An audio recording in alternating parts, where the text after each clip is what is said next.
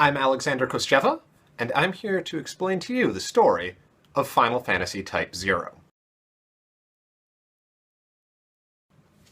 So before we can get into the actual story of the game, we need to talk about the tone of the game.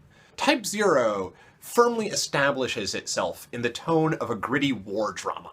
To let you know that this game is not screwing around, it opens with a scene of a chocobo slowly dying in the street, pierced by bayonet wounds. Its rider, likewise mortally wounded, crying out about how much he does not want to die.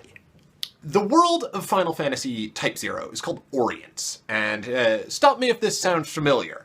There are 4 nations, each of which correspond to the 4 classical elements, and one of them decides to conquer all the others. Except this time, it is told from the perspective of the Fire Nation, who are being invaded by the Earth Nation, who have destroyed the Water Nation, while the Air Nation sits on its laurels and doesn't do anything for most of the game. In the Fire Nation, we have this organization called Class 0, and that's you. That's who you get to play as.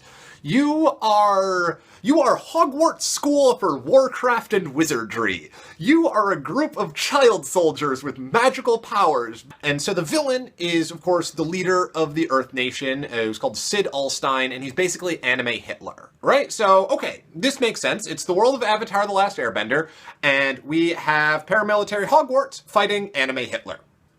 Straightforward enough. The plot of this game is pretty straightforward, right? And, it stops with these, History Channel style interludes periodically. And on this date, this nation invaded this city, and yes. As you're going on secret missions for the Fire Nation to recapture cities and sabotage secret weapons and so on and so forth. As you're going on all of these secret missions, there's this growing sense that not everything's all right. The fact that you're a bunch of magical child soldiers is sort of weird. You were apparently raised by a mad scientist, etc., etc. There's a growing sense of, oh yeah, a plot twist is coming. I can feel it. And so finally, you get to what feels like it should be the final chapter. The invasion of the Earth Nation capital.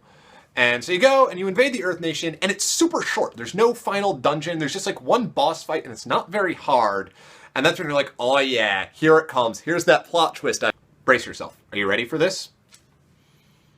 It's the Rapture! It's the F-bombing Rapture! There are monstrous angels coming down from heaven and they're killing everybody! Just everybody is dying and oh god, why is this? The sky has turned red! The oceans have turned to blood! Why is this happening?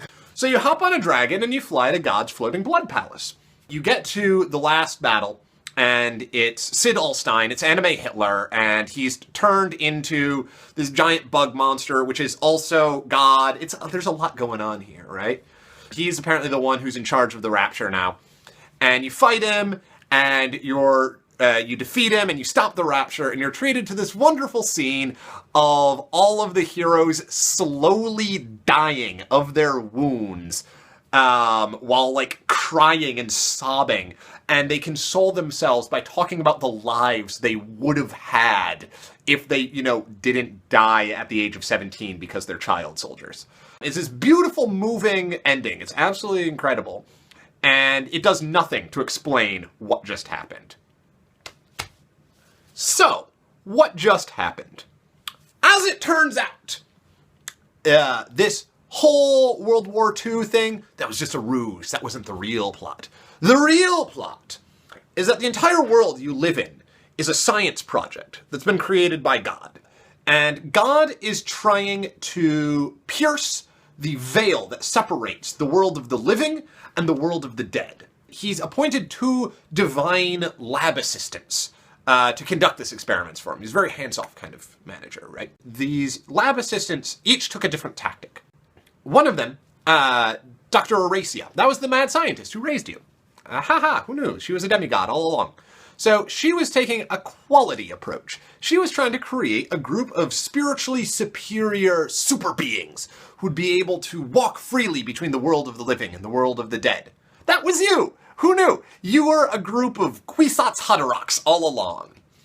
And the other lab assistant, Gala, he was taking a quantity approach. He's like, well, maybe if I just kill everybody all at once, then the gates between the world of the living and the dead will just sort of get stuck open. This is not the first time they've done this. No, no, no. They have tried this experiment over 600 million times before. And it has not worked once. And every time there's a rapture and everyone dies and they're like, okay, boop, and they hit the reset button on the world and start the whole game over again. All of this information is, of course, not given to you in the course of playing the game, because this is a JRPG. All of this is found in hidden FMVs that open up after you beat the game, and secret texts, and events from Lightning Returns Final Fantasy XIII, a different game that came out 2 years after this one. I don't know if that is good storytelling, or if that is atrocious storytelling, but that is, if nothing else, unique storytelling. And for that, Final Fantasy Type-0 deserves recognition. If you enjoyed this video, please subscribe to my channel. I'm hoping to do more of them. Also, please feel free to post your hate speech, ethnic slurs, etc. in the comments section. All right, thank you so much.